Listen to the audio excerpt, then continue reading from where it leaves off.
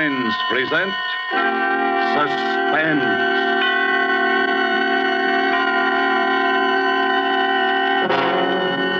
Roma Wines, made in California for enjoyment throughout the world. Salud. Your health, senor. Roma Wines toast the world. The wine for your table is Roma Wine, made in California for enjoyment throughout the world. The Roma Wine Company of Fresno, California, welcomes you again to this weekly half hour of Suspense. Tonight from Hollywood, Roma Wines bring you a star, Mr. Herbert Marshall. Mr. Marshall is with us to play in Nicholas Blake's powerful story of vengeance and retribution. The beast must die. But before we raise the curtain on tonight's tale of suspense, here is a message from Roma Wines.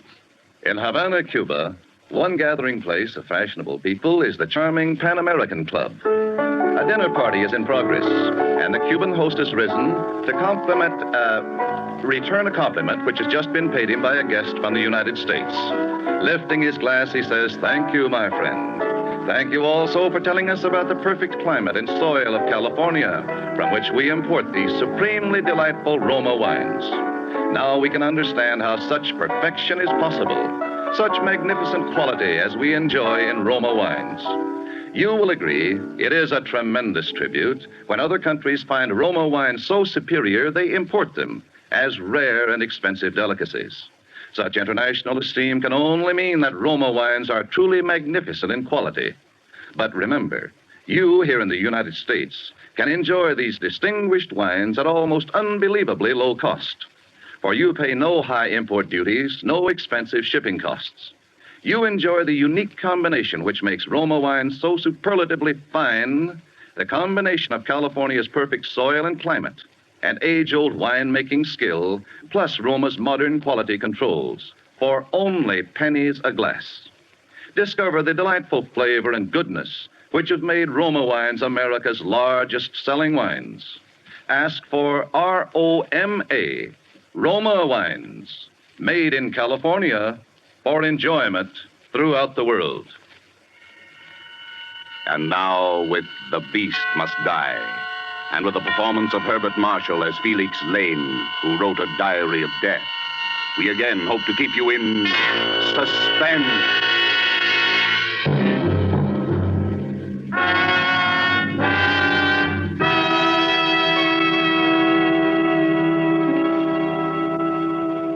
I am going to kill a man.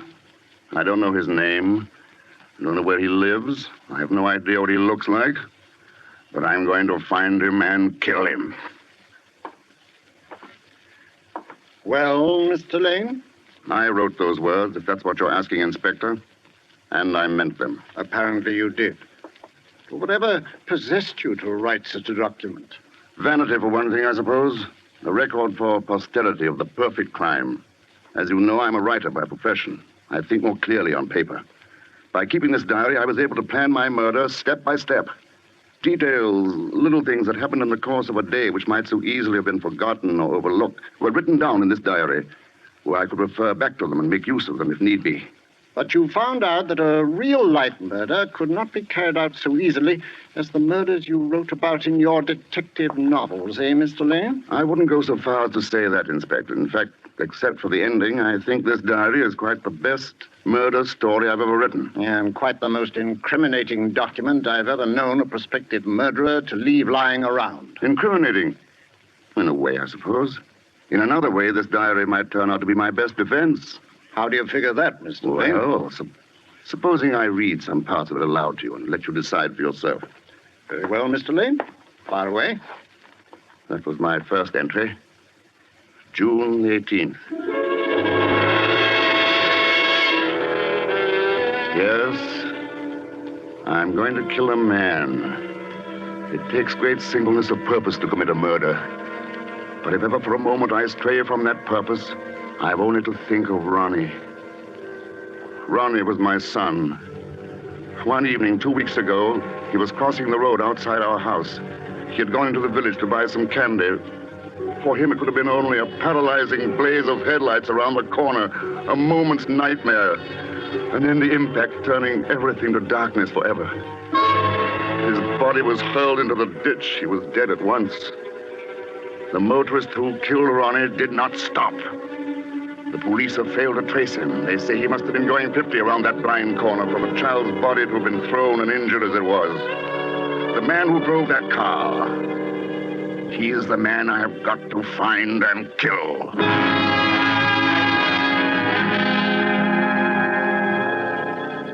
June 25th. I found my first clue today. My mind was on Ronnie. I was driving toward a neighboring town. The hills around were green. The boxwood hedges, still damp from last night's rain, translucent like giant chunks of emerald. Suddenly, the front wheels of my car hit into a great puddle. A sheet of water splashed up over the front of the windshield and drenched me from the side. I pulled up at the far side of the water splash. I got out, cursing myself for my preoccupation, and began mopping away at the windshield. A man leaning over a farm gate addressed me. Well, looks like you got a proper shower bath, mister. Yes. Been pestering the county for months to repair that hole. People always driving into it, splashing themselves all over. Funniest thing of all, though, was about a fortnight ago when a chap tried to use it to get a free car wash. Oh, really? Yeah, it was my wife's birthday, to be exact. About 8 o'clock, we was on our way to Cheltenham to see the picture show. Just coming out of the gate, this chap driving one of those low-slung sports jobs hits the water splash. You don't say. Ah. And then the fella says something to the girl he's driving with. What do you suppose they do? They back up and run through the splash again. And then again. They did it 4 times. 8 o'clock. Your wife's birthday, it wouldn't be June 3rd, would it? All right, yeah. But how'd you know? Oh, well, you see, a friend of mine was celebrating that night. And he was driving toward Severn Bridge. That's where this fella and his lady friend were going. I remember his lady friend says, George, ask the man whether you turn to the right or to the left at the next fork. George, yes, that's right. That's my pal's name. And, Severn Bridge, yes. Yes. The way he drives ought to have brought him here by just around 8 o'clock. He didn't have a crumpled right front fender, did he? Oh, that he did. And that bloke was your friend. He sure is a proper nut. Well, peculiar, at least. Yes. Yes, he is peculiar. Driving through that water splash all over again and again. 4 times he does it. He wasn't laughing either. Didn't seem like a joke somehow. Looks like he's trying to get a free car wash. Funny way, I'd say, to get the mud off. Yes. Maybe it was tar, though, huh? Yes. Or blood.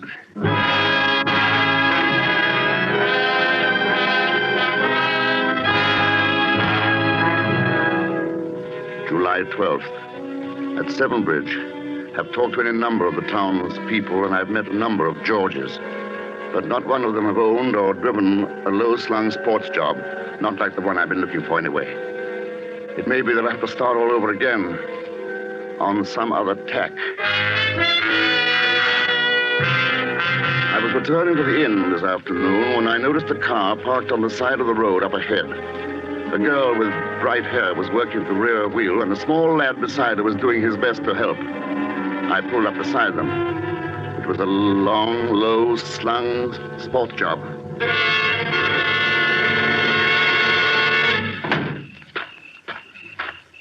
I say, can I help? Well, what do you think, Phil? Oh, yes, sir. Yes, if you would lend a hand. I'm afraid we're not quite heavy enough to weight the jack handle down for another Now, turn. here, fella, let me have a go at it.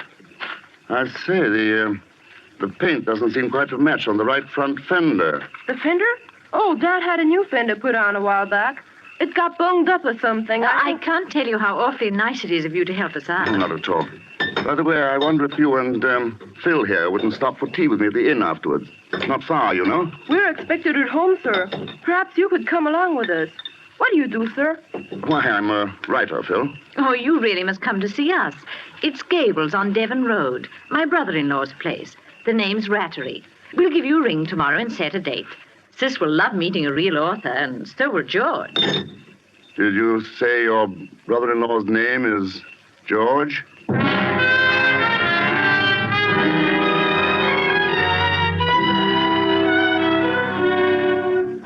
July 16th. spent an evening talking to him. George Rattery.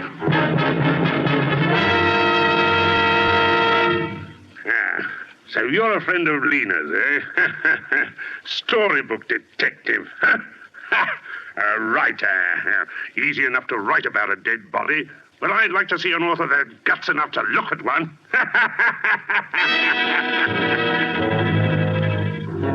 I had been more than a little afraid that George might turn out to be a sympathetic character. That need not concern me any longer. I shall have no compunction at all about putting his light out.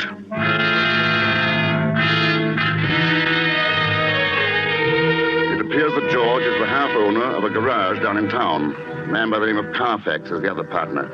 A garage. That would explain how the damaged fender got itself fixed without the police knowing. Oh, how can a beast like George have a fine young son like Phil?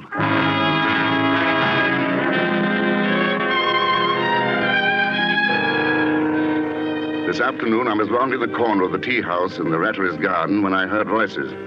It was Lena and George. I stopped in my tracks and eavesdropped shamelessly. It's a neat rig you're wearing today, Lena. Is that for Felix Lane's benefit? Oh, save your compliments for that Carfax woman. Jealous. Don't make me laugh. But someday you're going to find out that business partner of yours isn't as mild as he looks. I wonder what he'd say if he knew that his wife was... Shut up, will you? And since when did you get so high and mighty? It wasn't so long ago that you yourself were glad enough to... If you ever open your mouth about any of that, I swear I'll kill you. Talking big now, aren't we, Miss Snow White? Just try something and you'll find out. Remember, there are quite a few people who might like to know about that poor kid you ran down last June. If it weren't for Violet and Phil, I'd... Stop that kind of talk. You hear? Just remember you were with me that night. Huh?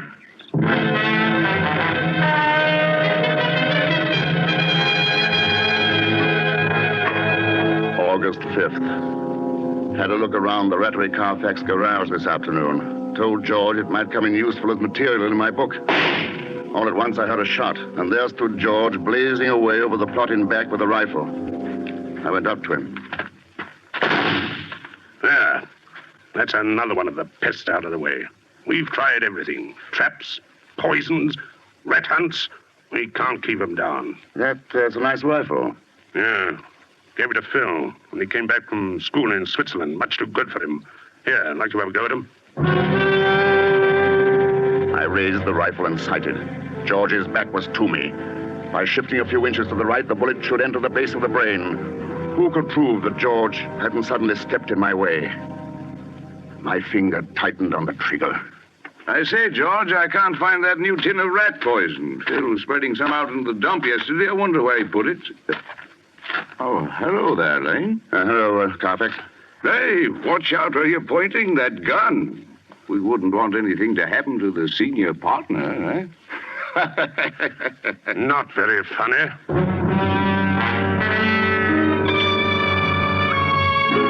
I am now a guest in the house of the man I am going to kill. Violet, Phil's mother, suggested that I come and stay with them for a fortnight and help Phil in odd hours with his Latin. George, much to my surprise, joined in heartily with the idea. I wonder why. I must watch him very closely because of what happened last night. We were having coffee in the drawing room after dinner when the conversation took a most extraordinary turn. They were talking about Violet's new rose bushes. I suppose they'll be very nice, but I can't for the life of me see why you went to all that trouble. Well, the old ones weren't doing very well. They were still alive, weren't they, Mother? Oh, yes, dear, but I'm not one to keep something going when it's only half alive. Oh, I'm glad you're talking about rose bushes. I should hate to think you felt that way about people. Of course not. But, on the other hand, I do think if a person were incurably ill that they ought to... Well, that is, they ought to have the right to ask their doctor to put them out of their misery. Don't you think so, Felix? Speaking of doctors reminds me, George, don't forget your tonic. Doctor said after every meal. Tonic. Oh, pass it here. Yeah. Foul stuff, bitter as gall, poison. That won't kill you, George. Felix, would you really be in favor of doing away with all unfortunates? Well, Well, what about your incurable social pest? The person who makes life miserable for everyone else around him. I think a person would be justified in killing someone like that. I do think you're all getting a little morbid. The kind of a person I describe has no right to life. Of course, that's to say I would if I could do it without running my neck into a noose. Now, in my book, I'm working on a very pretty murder. Quite my masterpiece, I think. Well, he's darn close about it. Locked doors, sealed lips, and all that. Of course, he says he's writing a thriller, but we've no proof, have we? I think you ought to show us the manuscript, Felix. Don't you, Lena? I can't. I'm sorry. I hate anyone to see an unfinished manuscript of mine. I'm funny that way. Oh, Felix, please, get it and read some of it. Come on, don't be a spoil sport. I'll go and get it myself and read it out loud if the blushing author is too coy. By heaven, I'll go upstairs and fetch it now. You'll do nothing of the sort. I forbid it. I will not have people snooping about among my manuscripts. That was close. After all, there is no book but this diary. I must keep it well hidden in my room.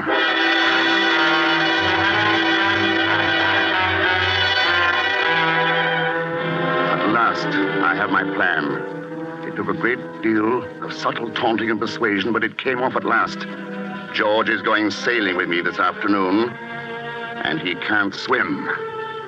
Drowning is very painful, they say, in the early stages. That's good, I'm glad. George's lungs bursting, the top of his head shrieking with pain, his hands scrabbling vainly to thrust against the giant weight of the water. But if I cannot kill George today on the open sea, with the wind in my favor and myself the undisputed master of the situation, if I fail today, then I will know that it is not my destiny to be a murderer, and I will make no further attempt on the life of George Rattery.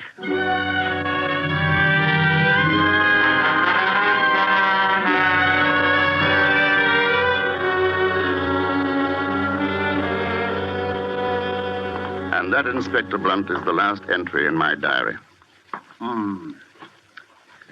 But you and George did go sailing, didn't you? Yes, it was after lunch on the same day. We walked down to the docks together. George, as you can imagine, was rather clumsy about a boat, but it was only a few minutes after he clambered aboard that we were out in the main water, sailing free. George had his feet braced against the centerboard case and his hands gripped the gunwale. A squall was coming up.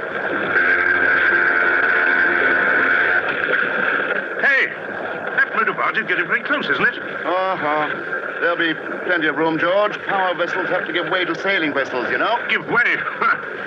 How do you think about that size is going to give way to a crate like this? Hey there, what are you up to? Look out, I tell you, you can't. What if you run into us? I'll bloody well hang on to your leg and we're both drowned. What are you doing? What? A bit close, but perfectly safe. Oh. Perfectly safe. That barge didn't miss us by a yard. The same thing happened the other day when I was out with Phil. He didn't lose his nerve. Oh, he didn't, eh? By the way, you better not stand up in the boat again. That's one thing that's not safe. Very well, my friend. But I shouldn't try any of those funny tricks you've been planning. Tricks? What tricks? You know what I mean, you filthy sneak. I searched your room just before lunch, and I found your diary. Yes, I posted that precious diary of yours up to my solicitor just before I came out here. Posted it, mind you, just before we went sailing. So you see, it'll be most unfortunate for you if you let me drown. Well, what's the matter? Lost your lying tongue, have you? I ought to break your jaw for you. I've a good mind to hand over your diary to the police. Don't be silly. You know perfectly well you won't do anything of the kind. And for the very good reason that you don't want the police to haul you in on a charge of manslaughter for killing my son. Well, you can't prove I ran over your son. Aren't you forgetting that Lena was with you that night? The police would get a confession out of her in no time. Why, you, if ever I see you again after today, you slug, I'll bash you into a jelly. Oh, shut up, George. I guess we've both been a little too clever. It looks like a stalemate.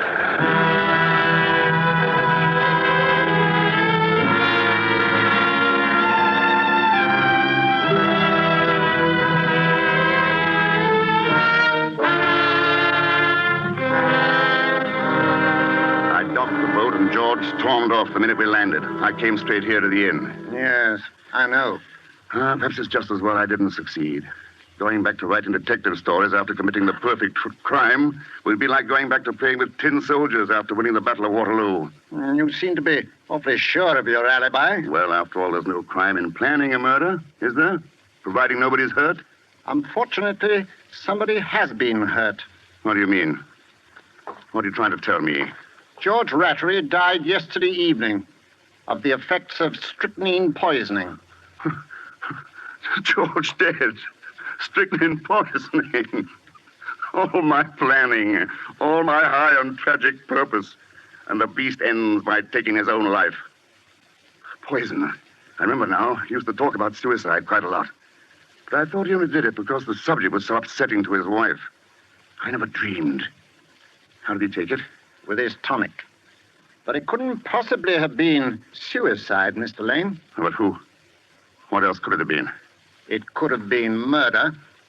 Unfortunately, we have no evidence except this diary of yours. Oh, but the bottle, the tonic. George Rattery died almost instantly after taking his tonic at dinner. But before the doctor arrived, that bottle disappeared. Well, any suspects? Every person closely associated with George Rattery had enough motive to murder him. But you had the strongest motive. After all, George Rattery did kill your son. Am I under arrest? Not officially as yet. But naturally, I posted a guard outside your room. In the meantime... But, man, you can't go in there. He told us. Officer, let me by. I tell you, I've got to see Inspector Blunt. Please, Mother. I say it's no good. Be quiet, Phil. Why couldn't you have stayed at home? Officer, let me by. I must see. Now, let them come in, officer. Good afternoon, Mrs. Rattery.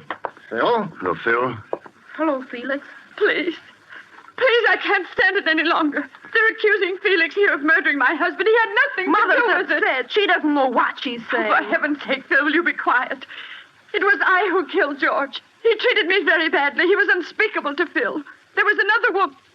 Oh, I can't go on. Are you trying to tell me, Mrs. Rattery, that you gave your husband poison? Yes. Mother. I tell you, I poisoned him. Where did you get the poison, Mrs. Rattery? I bought it at that chemist shop. What chemist shop? The one on Abbey Lane, near the corner of High Towers. That's it. Uh-huh. What became of the bottle of tonic after your husband's death? I broke it. I buried it. I'm sorry, Mrs. Rattery. The police have checked. You didn't buy any poison at the chemist's. Mother, I told you it was no good. Sir, Mother is trying to save me. It was I, sir. I killed him. What? Phil, you don't. Don't believe him. Don't believe him. He's just a foolish child. He doesn't know what he's saying. Go on, Phil. Well, you see, sir, I left a note. I was running away, but Mother found the note before I quite got out the door. Oh, boys get such strange ideas. He couldn't have done it. He's just a boy. You know he couldn't. You see, sir, when they accused Felix here, I couldn't stand it any longer.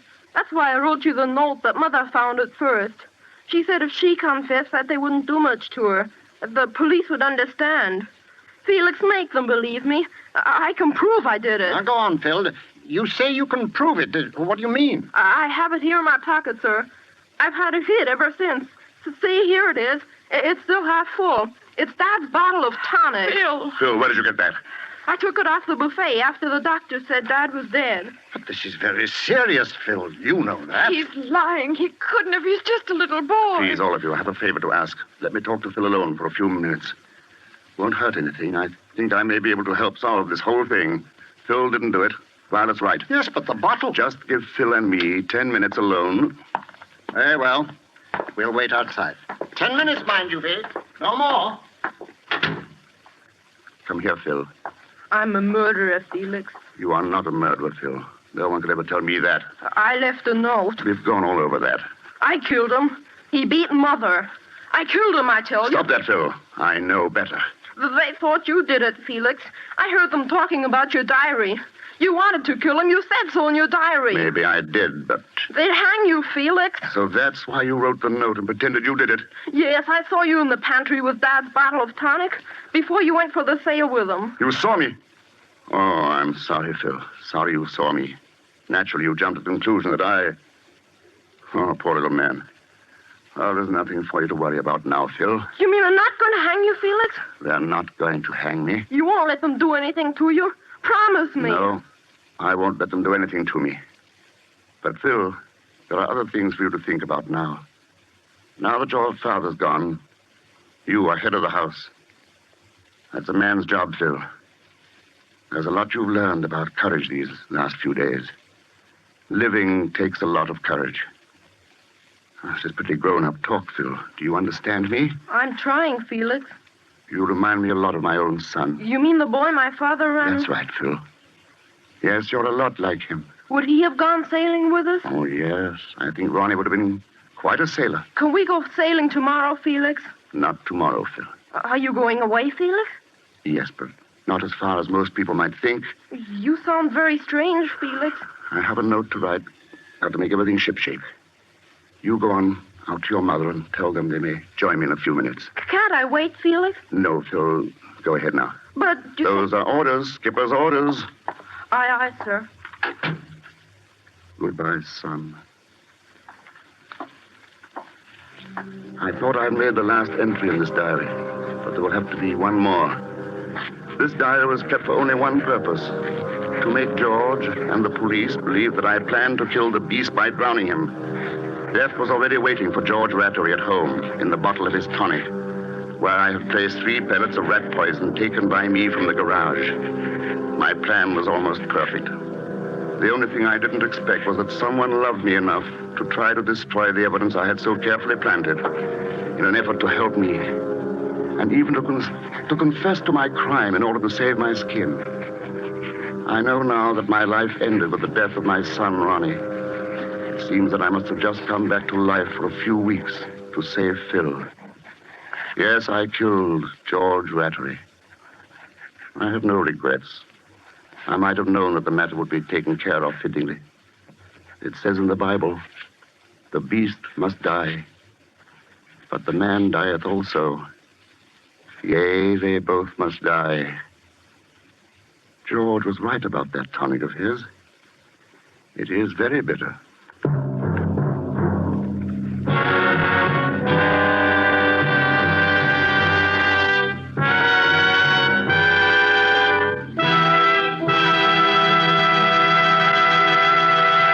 And so closes The Beast Must Die, starring Herbert Marshall.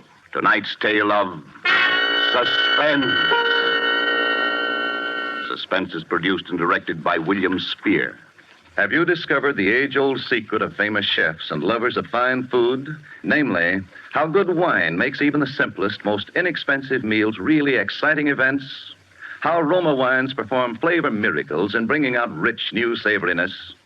Well, the next time you cook any of the red meats, stews, fish, or poultry, add a generous portion of any Roma California table wine, delicious Sauterne, hearty Burgundy, or tasty claret. Then put the same bottle well chilled on the table with your meal. You will be amazed at the wonders Roma wine performs in bringing out all the appetizing goodness of even the simplest foods. Remember, Roma wines, these marvelous aids to greater enjoyment of daily meals, cost only pennies a glassful. So any home can afford the pleasure they give to everyday living. Ask for ROMA, Roma wines, America's largest selling wines, made in California for enjoyment throughout the world.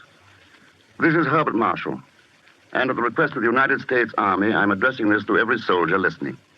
Volunteers are once more being accepted for immediate training by the parachute troops. Paratroopers receive $50 extra per month in base pay.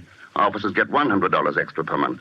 If you think you can qualify for the paratroops, apply to your company commander immediately. Mr. Marshall appeared through the courtesy of Metro Goldwyn Mayer, producers of White Cliffs of Dover.